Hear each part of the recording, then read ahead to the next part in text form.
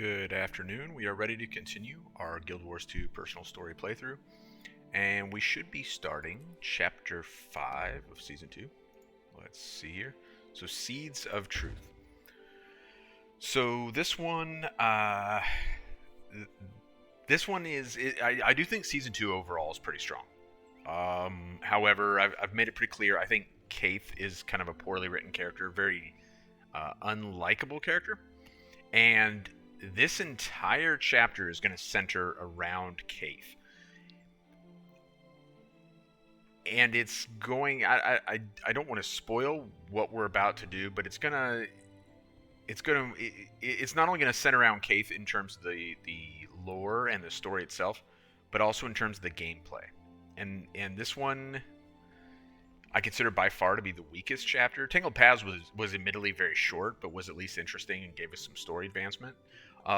Whereas Seeds of Truth, and Point of No Return, both these are going to be very heavy in lore and are going to really set the table for Heart of Thorns. This one in particular, from a gameplay perspective, I don't enjoy. I appreciate what they were trying to do, and I think probably there are a lot of people out there who do enjoy this one. I do not. I don't enjoy it. But we'll push through it to continue to discover the story, right? Which is what we're doing here. So, Commander, we've heard your request to speak to the Pale Tree. She has moments of clarity, but they're unpredictable and interspersed with long periods of unconsciousness, right? So, the Pale Tree, of course, was injured quite severely by an attack from Mordramoth during the World Summit, and as a result, she is still suffering. And quite frankly, that's something that we never really get cleared up. Like I don't know what happens with the Pale Tree to this day, but I don't know if that's something that they just kind of never cared to address, or if we are to assume even in 2023 that the Pale Tree is still somehow feeble and weak and injured. I have no idea. But at this point, it makes a ton of sense that she's suffering like this, because the attack during the World Summit happened relatively recently, right? Please come at your convenience, but you'll have to wait until she awakens. All right, well, man, I got nothing but time, right? So, do I have nothing but time? We do not have nothing but time, because Mordramoth continues to get more aggressive. And maybe, I guess that's why we're going to come straight here and hope that the Pale Tree has one of her moments of clarity, right? Oh, good. Marjorie's here. Claimed too many victims. Do you think the Pale Tree will recover? Our mother is resilient, but the Mordrum tore at her in ways we don't fully understand. We know it affected her mind. She fades in and out of awareness, but she said she was able to protect the dream from the assault. But at what cost to herself? So the dialogue here brings us back to, remember when we were in the Priory, and we learned that Mordramoth has two domains, that of like plant life and also that of the mind, right? And the Pale Tree has also demonstrated ability to kind of have like a prescient quality and the ability to manipulate and delve into the dream. And these things are associated with the mind as well. So there's that shared ground between Mordramoth and the Pale Tree, and we'll learn more about that later. But that would have been the domain in which the Pale Tree defended the dream, right? So that's why her injury to her mind is as severe as her physical injury. And in fact, if we look around, like apparently there's no real substantial physical damage. The Grove looks as it should. Now, I think there's practical reasons that ArenaNet chose to keep the Grove intact. Remember, it wasn't that long ago that Season 1 happened, and they completely destroyed and then created a second iteration, then finally a third iteration of Lion's Arch. So they probably did not have the appetite, and assumed that the players did not have the appetite for a damaged and rebuilt Grove as well. Hey there, I spoke with one of these Sylvari, said the Pale Tree could wake up at any time. They'll let us know if she wakes. Great, where's Casimir? Stayed in Camp Resolve to prepare for the launch, that being the Pact Fleet launch against Mordramoth from the Silver Waste into the Maguma jungle, right? Roxanne Bram 2, Tommy said she was going back to school, but you never know with that child. Yes. Child. Yes. And yet part of our crew somehow. All right, well, let's make the visit as quick as we can. Are you excited to tell Pale Tree what you know about the egg? I am. I am. Probably as much, not just because it's exciting or interesting, but also because we need guidance, right? Which is why we're here in the first place. I can tell you when to find her as soon as possible. Uh, Her being Caithe, because Caithe ran off with the egg that the Master of Peace had, right? Like a big idiot. Problematic. I guess I don't understand why this egg is so important. How's an egg going to help us take down Mordermoth? The Pact is about ready to leave without us. Yes. So why? I know that killing Mordermoth means a lot to you. Why? Because Mordermoth killed Marjorie's sister, right? During the attack on Fort Selma. Oh, as she points out here, it killed my sister. Yes. I have to ask you to trust me. Mordermoth is one battle in a greater war.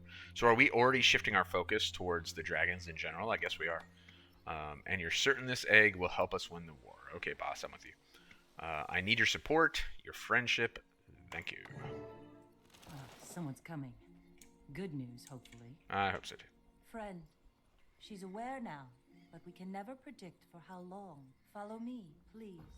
Alright, well, I guess we better go talk to her right now then. Better go see what the Pale Tree's got going on. Oh, why did they just run off? Am I going up here by myself? What's going on? Oh, and they magically transport up here. Great. Good to see you up here, Marjorie. Oh, man. Avatar of the Tree looking rough. All slumped over, laying on the ground. Mother, I've brought the Pact Commander who asked to see you. Good. I was hoping to see you soon. Oh, she set up here. The vision. Yes. What about the vision? Have you made any progress with it? I believe so. I found the egg, but... Okay, so what a relief. You may have just saved Tyria.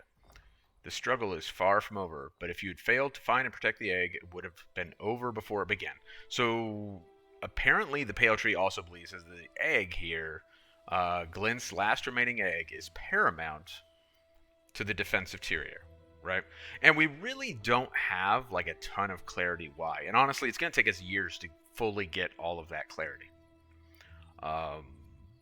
That's a real slow burn in terms of the Guild Wars 2 story. We do eventually get it, though. But problem, right? She assumes that I literally have the egg.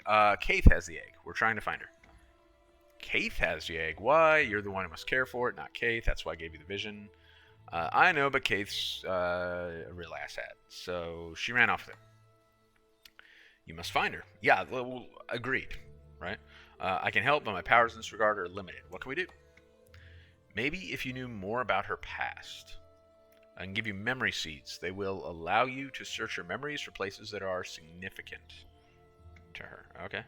Cool. That sounds like a start. Now, that is the mechanism that makes Caithe the center of this entire chapter.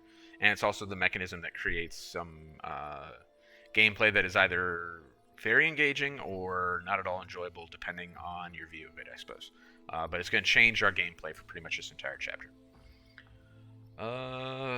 Ain, being the medic that we saw somewhere around here. Where's she at? She was around. She's the one who brought us to the Avatar in the first place, right? Please give the commander 4 memory seeds. They will reveal a slice of Caithe's history to you. Among those memories, you will perhaps find something that will guide her to you. Well, I hope so. I'll let Ain explain them. I'm tired. She needs to recoup both mentally and emotionally and physically and all those things, right? Yep. Thanks. Thanks, Pale Tree. Where's Ain? It's where Caithe's roots are. Where is Ain? Ask me if you have any other questions about them. I think she's below us when her character's supposed to be up here. But remember when Marjorie and Ain ran off, and then Marjorie teleported up here? I think Ain was supposed to teleport up here as well, and did not. Anyway, because I don't see her. We see other menders here. Glindor. Aviala. Alright, so this is going to be one of the mechanics that we have throughout this chapter, right? We're looking for we're kind of playing hot and cold, trying to find where we are going to plant this seed based on the presence of a strong memory. So as we move up here, oh, it goes down, so that's the wrong area. Let's try up here. It's going up, and when we get close enough, we get the little memory location thing with the story icon over it, so Let's plant the memory seed here, see what we see.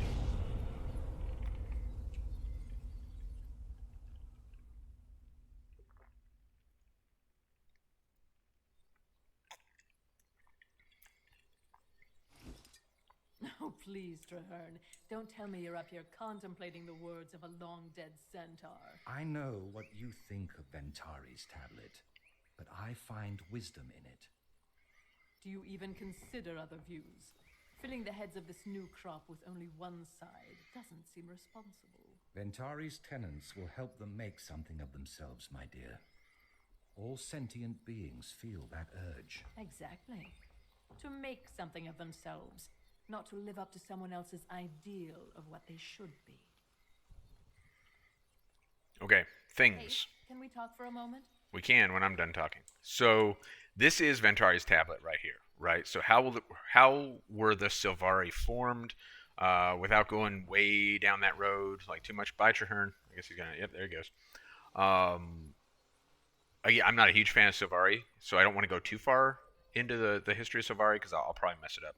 I'm sure it's all available in the wiki or whatever. But essentially, the Pale Tree grew up around Ventari's tablet and the wisdom that Ventari passed on this stone tablet. And so as the Sylvari grew, this tablet is essentially like their gospel. This is their Bible, and how they understand themselves is largely driven by the philosophy on this tablet, right? But there are Sylvari who kind of non-concur on that, right? And that they are essentially led by Faolain. So, although she was not the original who started the Nightmare Court, if I remember correctly, that was actually somebody else. I can't remember the name of that, Sylvari. But she's kind of the face of the Nightmare Court. So we hear from her at this point, as we experience this memory as if we were Caithe. We are experiencing Caithe's memories physically as if we were her. We hear Faolain say things that at this point are like very sound, right? I agree with everything that Faolain said to Traherne. And that's why when I talk about like the Nightmare Court having a very strong foundation, even if their methods are questionable, and of course they're bad guys in the game, like philosophically, they have a pretty strong foundation in terms of this idea of like independence from any one philosophy, and espousing the idea that individuals can select their own beliefs. And that's what we see Faolain expressing to Traherne. Now, ultimately, that'll manifest in negative ways with the Nightmare Court, but a person's right to define themselves like should be something that we adhere to or believe in. After the gathering today, we must corner Wynne and get her to tell us what she was talking to Mother about. You're obsessing again. You know how we Nightblooms are about our secrets. This is important, Caithe. She knows something that could hold sway over all Sylvari. That's not trivial. You don't know that's true. You overheard a portion of a conversation out of context, no less. I know. Come on, we're going to be late for the gathering. Okay. Let's go to the gathering. So the gathering is I've talked a number of times about how Sylvari have this this kind of case system, and where the firstborn are above all the others. Faolain, Caithe, and the other Sylvari mentioned, Wynne, are all firstborns. So they're essentially like Sylvari nobility, or they're above the other Sylvari simply because they were the first ones born, which seems like a somewhat arbitrary means of determining which Sylvari have the most value. But that's, whatever, Sylvari culture. I guess it makes sense when you consider the Sylvari race has only been around a very limited amount of time, right? So the firstborn, essentially functioning as leaders of Sylvari, are going to have this meeting. Now, What do you suppose they're going to talk about? another... Imagine they're as surprised as we are that we awoke. Do So you these- suppose they want us gone? These are other new... I tried again to talk to Kiara. Seriously, why don't you just leave her be? She doesn't want company. Over 2 years. That's how long the others were. This is, if I'm not mistaken, unless... let's see somewhere. Canak is somewhere around here. I think it's him. That was the correct voice for him, too. And then we hear reference to Kiara. Follow without thinking. This tablet Oh, there is we a go. farce. They cling to it because it tells them how to behave. But we have our own minds. We do not swallow whole the old philosophies. We are better than that. So lots of Sylvari stuff happening right here. Caithe, as he's Can you meet speaking, tomorrow night to discuss the tablet? Midnight. I'll be there. It'll be good to speak with others of a similar mind. that right there is the genesis of the Nightmare Court. Caithe is the one who starts it. This over here, we get our very first little glimpse of Canuck, and then right here, we see the Sylvari who will eventually become Scarlet. And of course, tinkering with things, right, as she is wont to do. So we get all kinds of like early Sylvari. So we got the Firstborn over here, who are essentially going to talk about what are they going to do with all these new Sylvari. What does it mean to have all these new Sylvari, right? Because initially there were the Firstborn, and maybe they were under the impression. I think we get more of this here in a minute when we actually go to this little conversation over here, this meeting. But they were under the impression maybe it was just going to be the 12 of them, if I'm not mistaken. But now they know that's not the case. The Sylvari are going to be a race, apparently. And what does that mean? We also heard in the conversation between Faolain and Caithe, we heard reference to the Nightborn. And so the Sylvari are born, at night, during dawn, during the day, or during twilight. And that apparently almost functions like a zodiac, like it kind of partially defines their personalities and how they behave and who they are. Thank you all for coming. We're here to discuss our newly awakened and how we can best assist them. You say assist, but you mean mold. You want to make them all into your version of good little Sylvari. No. As Firstborn, it is our responsibility to care for and guide these Secondborn. The newly awakened, let's not call them secondborn, could benefit from our knowledge of Antari's tenets. Oh, please. All right, so here we see that. So we see a number of, not all, 1, 2, 3, 4, 5, 6, 7, 8, 9 of the 12 Firstborn Sylvari are here in this meeting. There are reasons that the other 3 aren't here. I think one of them's out exploring the world, if I remember. I can't, and I don't recall where the other 2 are, but there is an explanation for within the lore for where the other 3 are at this time. I just don't recall it because I'm not a huge fan of Sylvari. So we see the various philosophies that I've been discussing evident here again, right? We even hear Traherne refer to the other ones as secondborn, and Wynn kind of wants to stay away from that, viewing that as almost like a derogatory term. But there is this massive kind of classism built into this little group here, and they naturally look down on the others, and it is kind of quite appalling. I mean, I guess unless that's what you're into, but and so Faolain, again, while ultimately, and we see that, like I said, we see the genesis of the Nightmare Court in her conversation with Caithe earlier, who actually has a talk icon. We could actually go and talk with Caithe, it looks like. Some of us are meeting tomorrow evening to discuss the tenets of Antari's tablet. They don't resonate with all of us. You're welcome to attend. Faolain has said she will be there. What do you have against the tenets? I've only been awake for a few months, but I can already tell that the tenets don't cover all facets of the vast nature of life, right? Which is, that would be like a natural complaint against like a lot of faiths or philosophies existent in the world today, right? So this is kind of tries to mirror like things that we experience in real life. They're too idealistic, which I think fairly they are. Just ignore them if you don't like them. How can we, Traherne and some of the other elders, even our own mother, force them down our throats every day, which is very true, right? So the Sylvari almost grow up in like a cult-like commune here by growing up within the grove.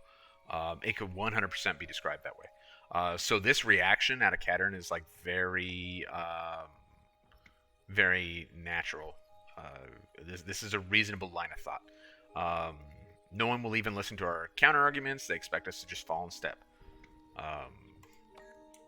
Valid concerns. And yet, look what it gives birth to. Right? This is a waste of time. These newly awakened don't need to be coddled. We didn't need anyone holding our hands or indoctrinating us with unexamined philosophies, which would be a valid point, right? The tablet was there, but the tablet did not preach to them. The tablet did not hold them accountable. The tablet was simply a tablet of stone.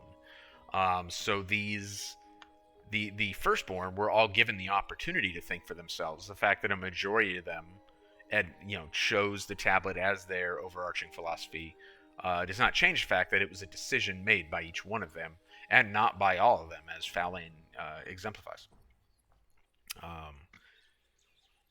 But they are not us. Maybe Wynn is right. Maybe we should, well, okay, so, because we have to, the story has to go a certain direction, this is what we're going to say. Let's see. And we do have the opportunity to talk to others. So let's talk to the others before we adjourn. So we have the opportunity to talk to all of these firstborn who are present for this meeting. Let's go ahead. It's time consuming, but let's take a look at what each one says. Knowledge is central to happiness and long life. That in of itself is debatable, but okay. We have experienced more of the world than these newly awakened. They endanger themselves without realizing. Predators will prey.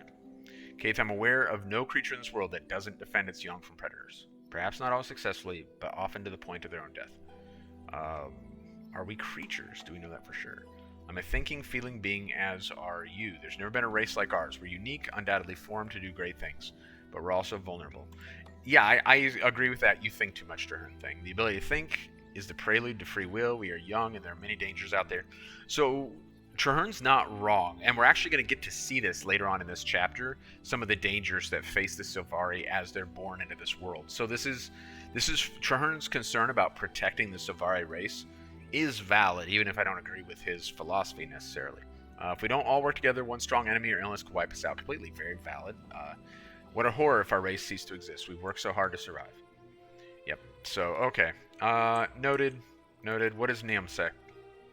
I believe these new sprouts can be leveraged to improve life in the Grove. We are not safe until we take our own defenses seriously. We need wardens to guard us. So let's put them to work, right? We're going to draft them. We're going to draft them into the military. Keep them busy and hopefully out of trouble. I feel called to make our home safe. Now, maybe, I don't know, maybe this is her dream, or wild hunt, I mean. I plan to organize a protective force for all of us, or for us, and I'll ask the sprouts to volunteer for it. Alright, you do that. Go crazy, Neom. As long as it's on a volunteer basis, right? Volunteer for it. We'll see whether or not that manifests. Actually, I don't think we see exactly how the wardens come around, but we'll assume that was a volunteer thing. As for me, my wild hunt will likely take me away from here.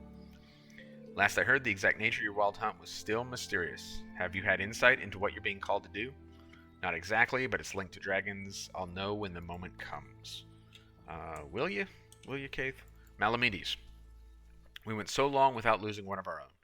But first Rhiannoch, and now 3 of our newly awakened have been killed. Rhiannoch was one of the firstborn. So, Rhiannoch, yes. So we won't have 12 here because Rhiannoch is dead. I had forgotten about that. This is unacceptable. This is life, Malamides. At least now we know we can die. I worry about the others. What if they never return?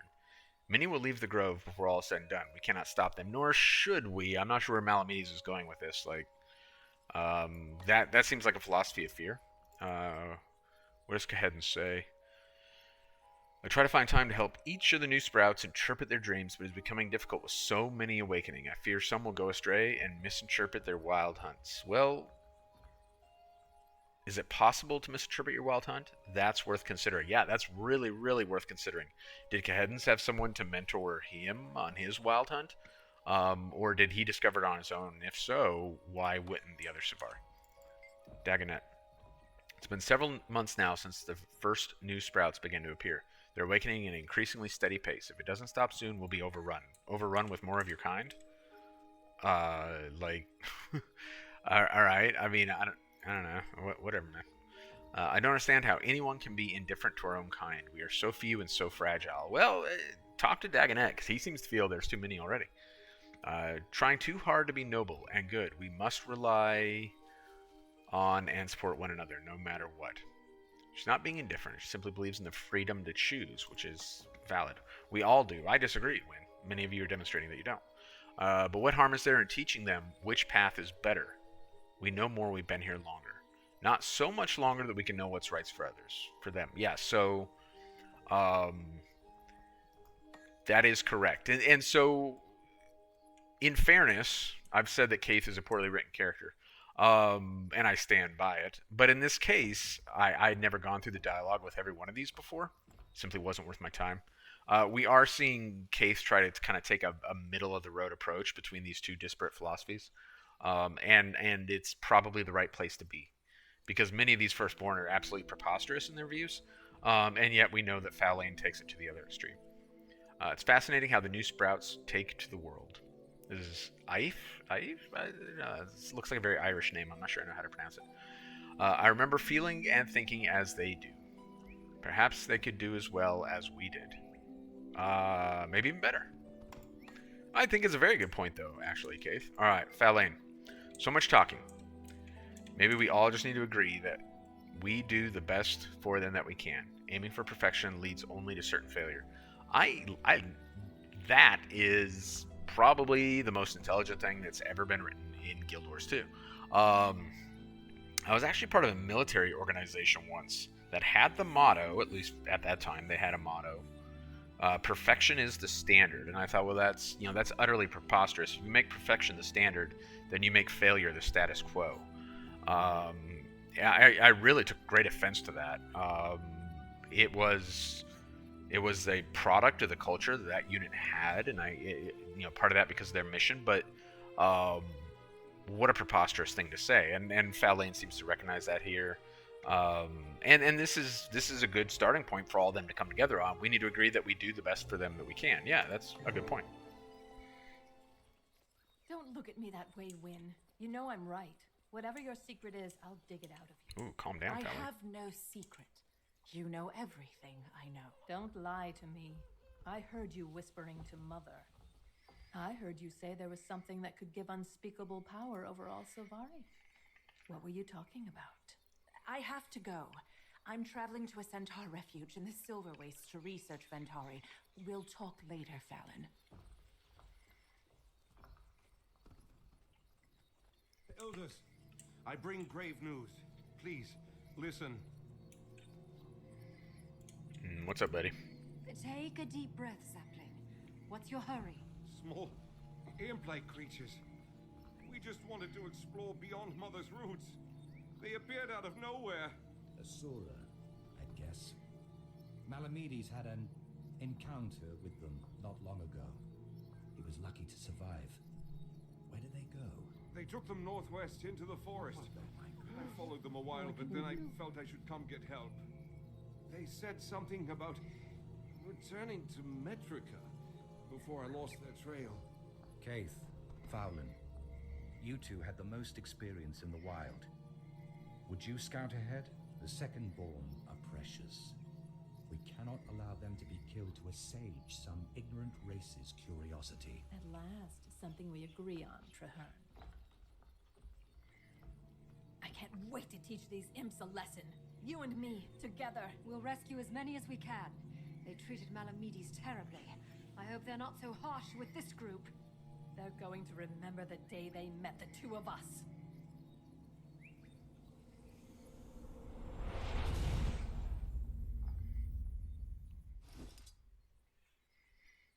All right, so thus concludes the first memory that we experienced through Caithe's eyes. It was Caithe, or I was Caithe, more than 20 years ago. So that gives us a pretty good idea of like how long the Sylvari have been around, right? Faelain and Traherne were there. The leader of the Nightmare Court must have been fascinating to hear how they interacted back then. I'm jealous, but did you learn anything that will help us find Caithe? I saw their destination, Metrica. Why were they going there? Tracking some imps that had kidnapped a group of Secondborn. So now we're using the term Secondborn as well, apparently. And we heard at the end of that, when that was wrapping up, and Traherne and Faelain were talking, and Traherne really talks down quite aggressively, not only, in my opinion, about the quote-unquote Secondborn, or the new Sylvari, but also about the Asura as well, right? So he really has like a naturally condescending manner. Imps, all right. Rock's expecting me for sword practice. I better let her know. Well, send a bird. Send a bird, Marjorie. Good plan. Be careful. All right. So let's get to Metrica. And let's further understand what exactly this whole... Well, why am I doing that? No reason for that. Ooh. Yeah, we're good. A tiny walk. Not bad. I think it's actually further to the north of this entrance as well.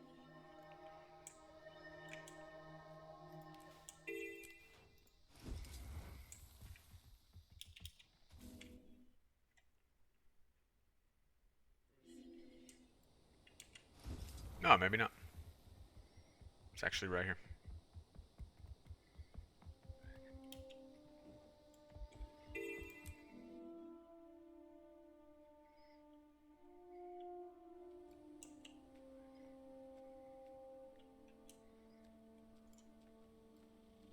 This is the place?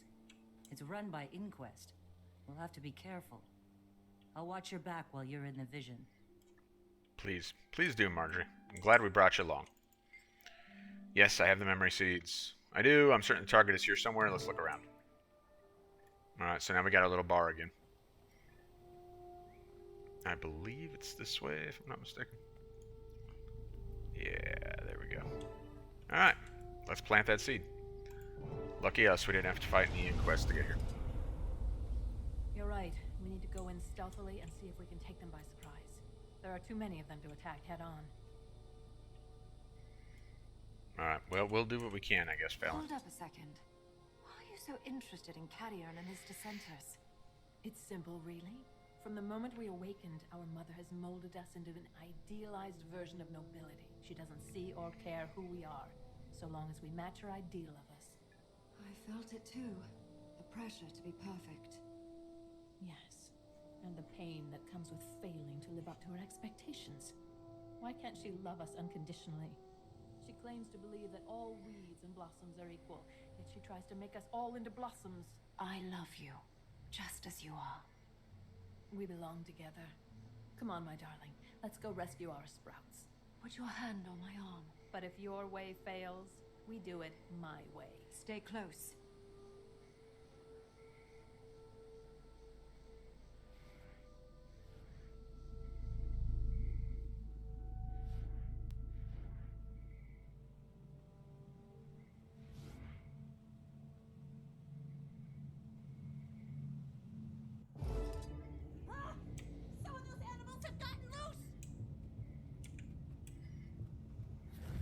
Great.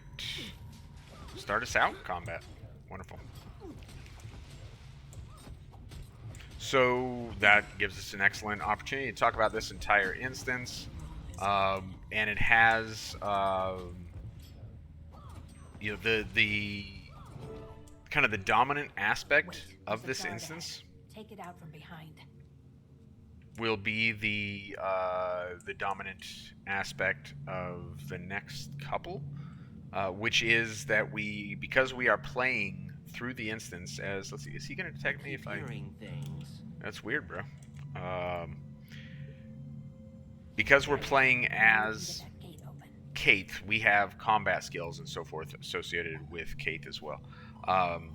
So we can't just, you know, charge in here as a soul beast or whatever and lay all them to waste. Unfortunately, because I honestly would just kind of prefer that. An Aether Slicer? But instead, we're going to have to kind of try and skulk through this and resolve this stealthily.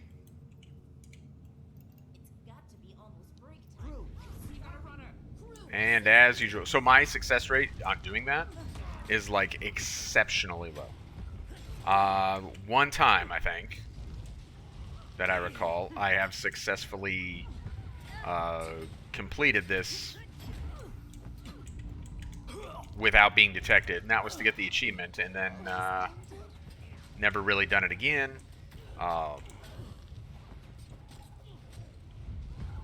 Part of the reason that I really truly do not enjoy this sequence, or this instance, now in fairness to ArenaNet, part of my struggles may, you know, just be predicated on the fact that the combat skills and so forth are, you know, like foreign to me, like I'm not accustomed to them, and thus, you know, it's harder to succeed. But this can be a very frustrating instance because this kind of repeatedly happens, where you find yourself failing at the mechanic, and you know you don't necessarily want to, and then you got to try and use these combat skills to deal with all the enemies who are attacking you simultaneously, and it just, I don't know. For me, it's not fun. Again, part of the problem being that they're combat skills that you're not familiar with because you would never use them outside of like 2 instances. Those constructs look like they could detect us if we get too close. Unexpected sound registered. Investigating. Log. Door activated. Shutting down for diagnostics.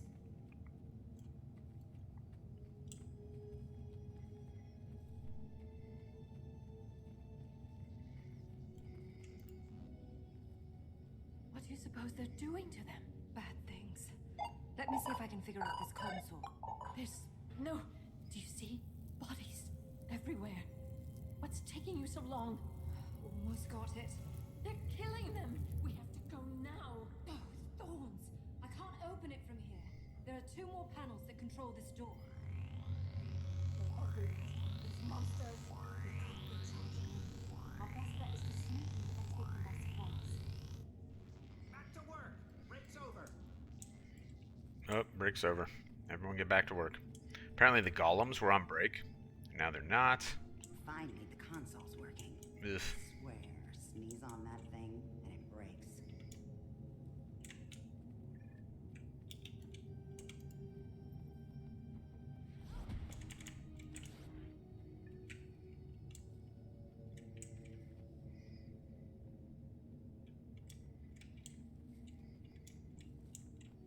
Stupid golems.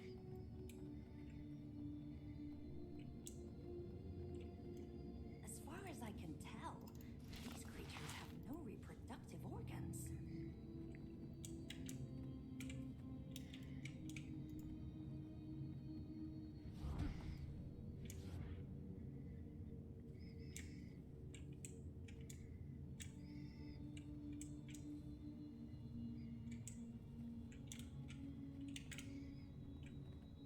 Alert. Intruder What? detected. What? Alright, whatever, man. Terrible instance. Really not fun.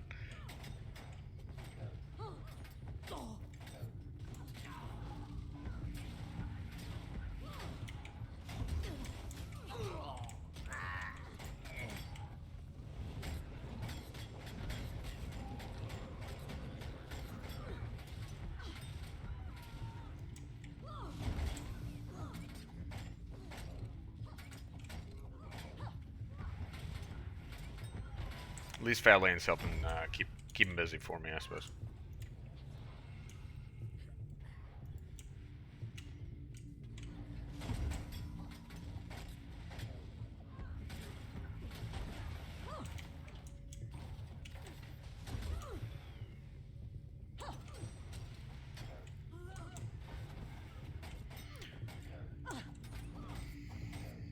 So dying here is a real frustration too, by the way. Because if you die, then it resets whatever like stage you're at. So then if you mess it up a second time, you gotta deal with all those enemies again. Not a good feeling.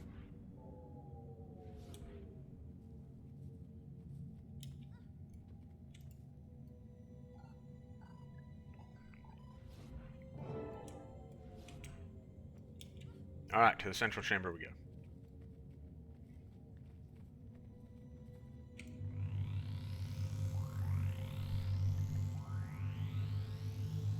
Let our people go, or we will destroy this entire place. What is this? Who let this creature out of its cage? Someone fire! Monster, you're dead. Ah, security! Security! I'll take care of them. Go stealthily and neutralize their leader.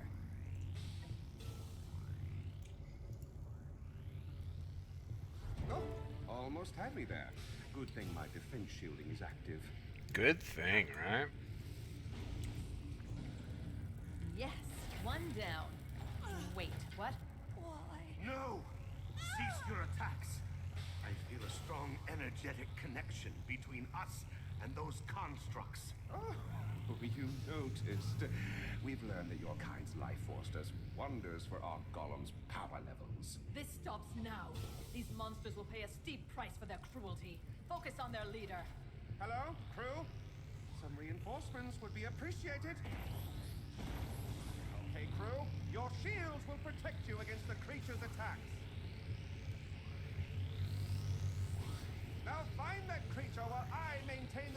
generators.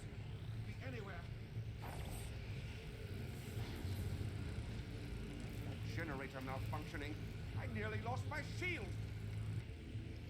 All right. So what do we learn there? That it needs the. Oh man. Alert. Intruder detected. Stupid. What did we learn there?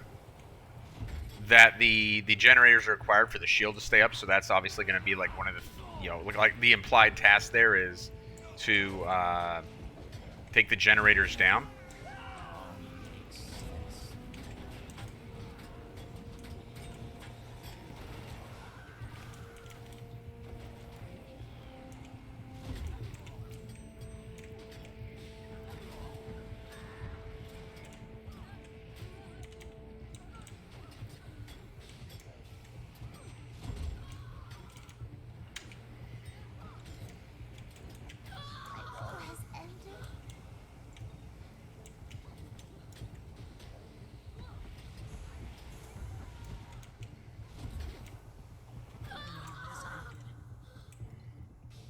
Alright.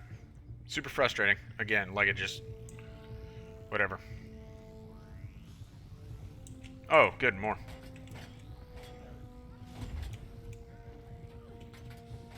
So I do feel like if you're going to create counters, like predictability is like an important part of the, of kind of like the equation.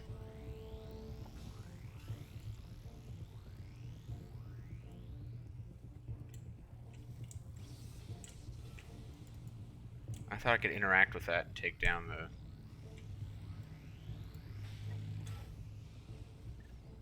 his shield. Or maybe he's coming here next. Oh no, are we in combat with him? Oh, okay. That's cool, I guess.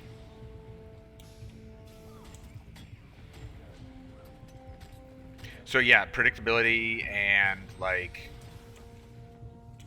Right, like gameplay is about controlling your character, controlling the circumstances, like creating advantage, right? And I feel like too many times this instance fails to do that. Puts you in a situation where you don't feel like you have control. I'm more resilient than I appear. It'll take more than that to best me. Assistant crew. So by the way, we see Caithe in here. I was wrong about him being in the Grove. Because there he is. Oh, he's having a rough go of it, too. But this should reestablish my superiority.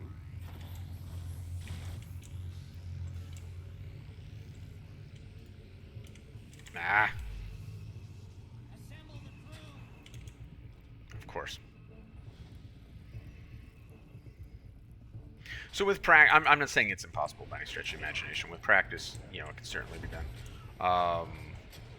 But that's what it requires, practice. So if you really want to, like, excel at this instance, you're going to do it 5 or 6 or 10 times. Or whatever the case may be.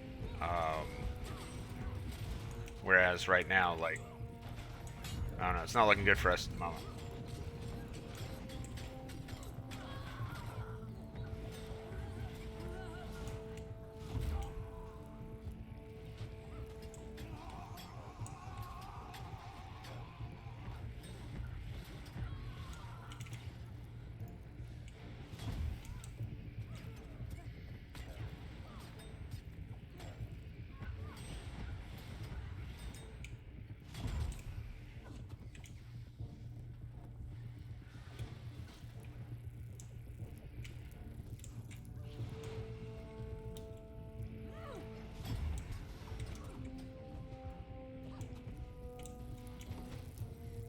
I probably still need to kill this other golem over here to complete.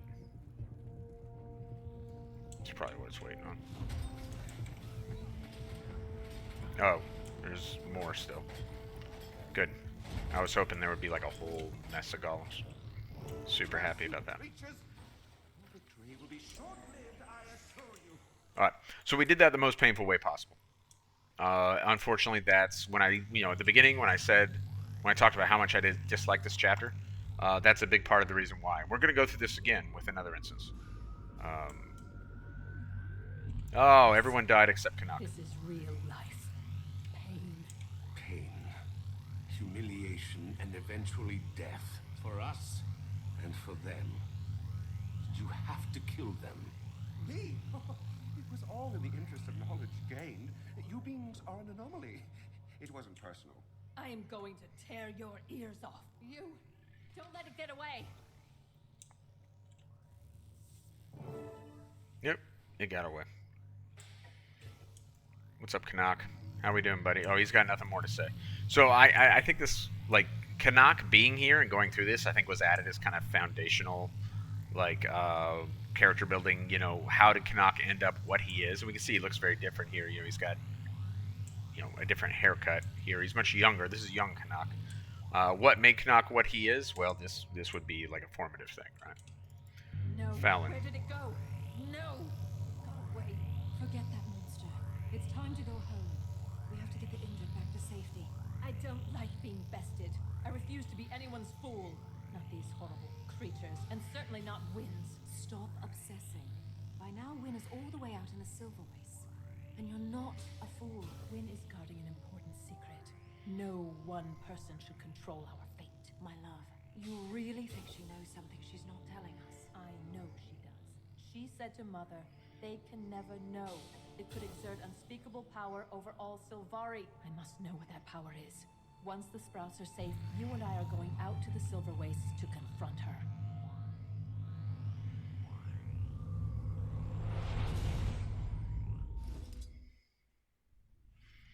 Alright, well, we've relived another memory from Caithe and rescued some Sylvari, right?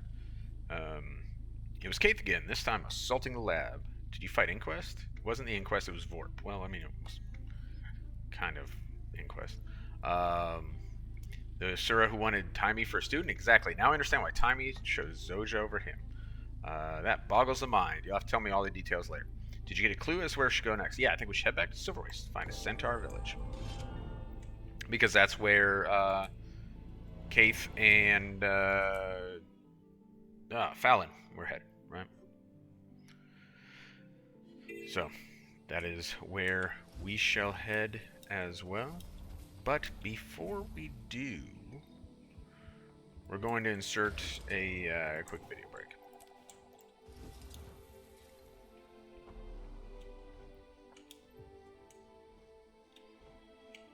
Get a spot as any. We'll come over here, stand right here for a second. Alright, so gonna go ahead and insert my video break here so I can split this chapter into a couple videos because this one's quite a bit longer than the last one. So we are trying to track Caithe down. In order to do that, we get like our memory seeds.